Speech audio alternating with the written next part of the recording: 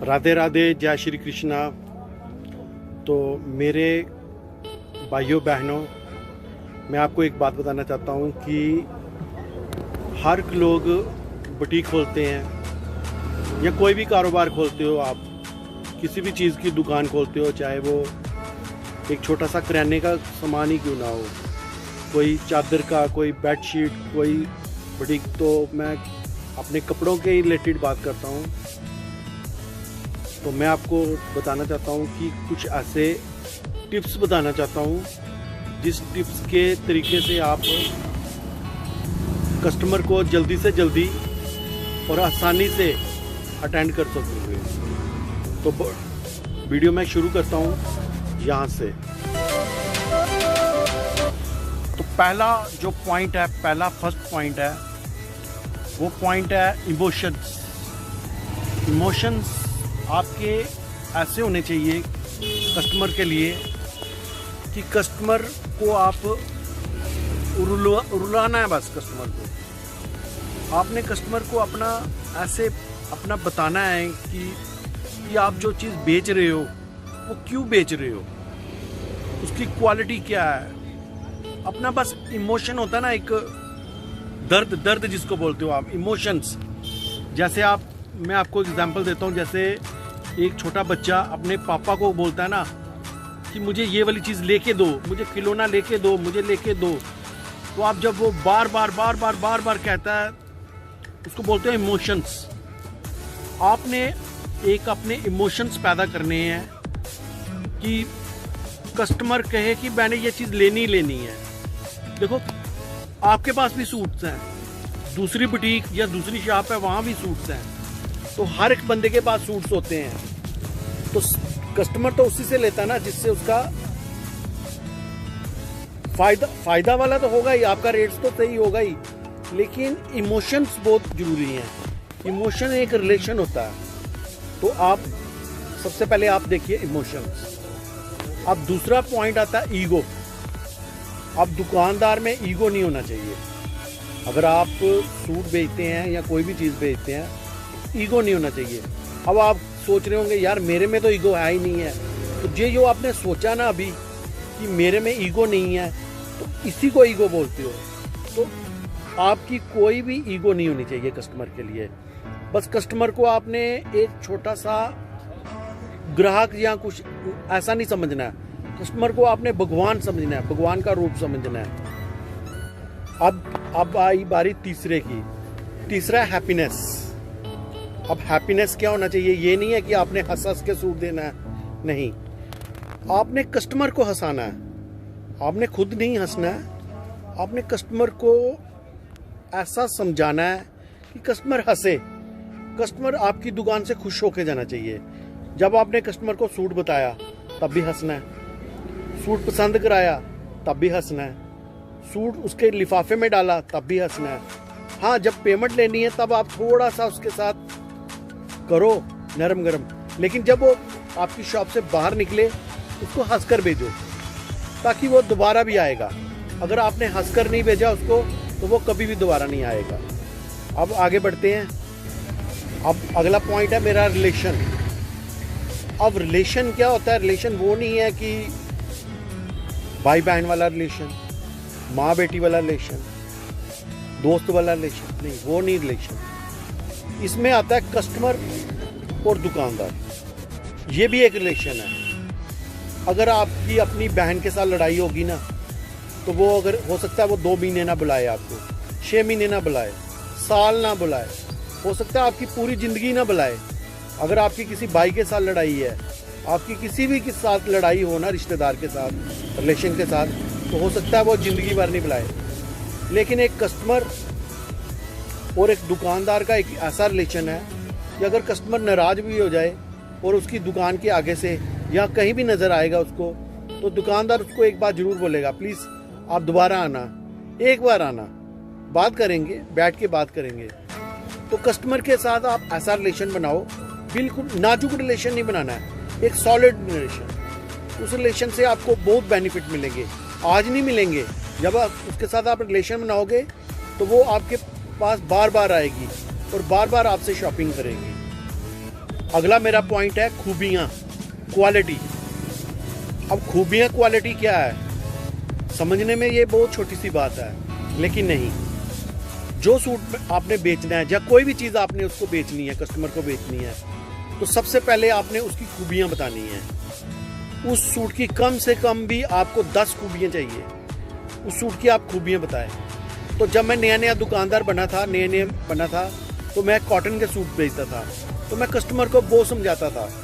Customer को कहता था ये कपड़ा ऐसा कपड़ा है जो मेडिकल में डॉक्टर लोग भी पहनने के लिए कहते हैं, ये कपड़ा ऐसा कपड़ा है जिससे एलर्जी नहीं होती, ये कपड़ा ऐसा कपड़ा है कभी भी आप इसके साथ पसीना नहीं आएगा।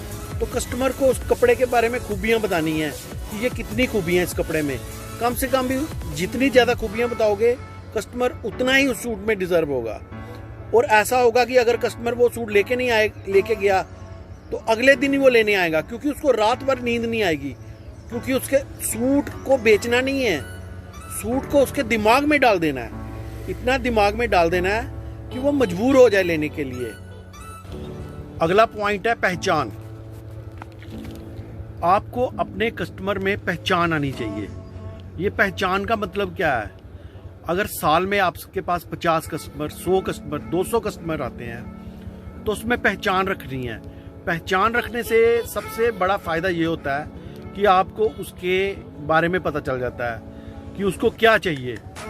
तो जो उसको चाहिए आपने वही परचेज करना है, वही लाना है। फालतू सामान आप लेके नहीं जाओगे। जब आप फालतू सामान नहीं लेके जाओगे तो आपकी दुकान में साफ सुथरा सामान रहेगा। तो आपको अपने कस्टमर को पहचानना है कि कौन, आपके कस्टमर की डिमांड क्या है, आपके कस्टमर पसंद क्या करते हैं। तो बार बार आपने वही आइटमें खरीदनी है। ये सबसे बड़ा टॉपिक है कि आपको अपने कस्टमर की पहचान होनी चाहिए। अब मेरा अगला पॉइंट है डायरी। अब आपकी दुकान पे एक ऐसी डायरी होनी चाहिए, आजकल तो फ़ोन आ गए हैं, लेकिन फिर भी एक ऐसी डायरी होनी चाहिए। कोई भी कस्टमर आता है तो आप उसका फ़ोन नंबर ज़रूर लें। सबसे बड़ी बात ये है, अगर आप उसका फ़ोन नंबर, जो भी हो उसका एड्रेस है, फ़ोन नंबर है, वो लेंगे तो कम से कम भी 15 दिन या महीने के बाद उसको एक छोटी सी कॉल ज़रूर करें। इस कॉल को बोलते हैं विशिंग कॉल, जहाँ उसके व्हाट्सएप पर उसको विश जरूर करें। अगर आप रोज़ाना विश करेंगे तो वो भी अच्छी बात है, नहीं तो आप कम से कम हफ्ते या 15 दिन में एक बार उसको जरूर विश करें। अगर आप अपने सूट्स फेसबुक पे डालते हैं, ट्विटर पे डालते हैं, या कहीं भी यूट्यूब में भी डालते हैं, तो आप सबसे पहले उसको उसका लिंक जरूर भेजें और उसको बताएं कि हमने ये सूट्स सबसे पहले आपको ही भेजे हैं। तो इससे भी आपकी दुकान में ग्राहक का बढ़ोतरी होगी। अब सबसे जरूरी पॉइंट है रेट्स, प्राइस। अब आपके सूट्स का प्राइस वो होना चाहिए जो मार्केट में ना हो, क्योंकि अगर आप एक चीज़ 500 की या 600 की सेल करते हैं और मार्केट में भी 500-600 रुपए की सेल होती है, तो कस्टमर आपके पास नहीं आएगा। क्योंकि कस्टमर चाहे जितना मर्जी रिश्तेदारी हो, दोस्ती हो, यारी हो, कस्टमर एक बार आपसे ले लेगा, लेकिन वो अगली बार नहीं होगा। तो आपसे रिक्वेस्ट है कि आप अपना मैक्सिमम प्रॉफिट रखें, ताकि वो कस्टमर आपके पास दोबारा रिपीट हो, और उससे रिक्वेस्ट करें कि वो आपके लिए और कस्टमर लाए। अगर आपके पास और कस्टमर आएंगे, आप अपना प्रॉफिट कम रखोगे, तो कस्टमर बार बार आएगा, उससे आपकी दुकान की सेल बढ़ेगी। अगर आपकी सेल बढ़ेगी तभी तो आपका काम आगे चलेगा। सारे पत्ते एकदम शो नहीं करो। जैसे आप ताश खेलते हो तो सारे पत्ते एकदम शो कर देते हो तो हार जाते हो, वैसे इसमें भी, बिजनेस में भी यही सेम चीज़ है। आप जब भी आप अपने कस्टमर को सूट पसंद करवाना चाहते हो तो उसको आराम से आहिस्ता आहिस्ता एक वैरायटी के बारे में पूरी नॉलेज दो, उसके कलर्स दिखाओ, फिर उसको दूसरी या तीसरी वैरायटी दिखाओ। अगर आप जल्दी जल्दी सारी वैरायटी दिखा देंगे तो वो कंफ्यूज हो जाएगा, तो उससे वो ये भी आपके नुकसान का एक बहुत बड़ा कारण है। तो आप अपने कस्टमर को बड़े आराम से, बड़ी तहजीब से पहले उसको सारी वैरायटी आहिस्ता आहिस्ता दिखाओ, फिर उसको पसंद करा के उसको सूट बेचो। अब अगला पॉइंट है मेरा सर्विस। अब सर्विस क्या होती है? सर्विस एक होती है, जैसे कस्टमर आपके पास आया, सबसे पहले आते ही आप उसको विश करो, उसका हाल पूछो, उसके बच्चों का हाल पूछो, उसकी बड़ी फैमिली का, उसके सबका हाल पूछो। इससे क्या होगा कि कस्टमर एक थोड़ा वो किस तरीके से आया है, क्या करने आया है, वो अपना सारा भूल जाएगा। उसने क्या लेना था, क्या नहीं लेना था, वो सब भूल जाएगा। वो आप में मिक्स हो जाएगा। फिर उसको पानी ऑफर करो, चाय पूछो, सोडा पूछो, जो पूछ सकते हो वो पूछो। ये भी एक दुकानदारी का बहुत अच्छा तरीका है। इसको सर्विस बोलते हैं। अगर आपकी सर्विस अच्छी होगी तो कस्टमर कभी भी आपसे नाराज नहीं होगा।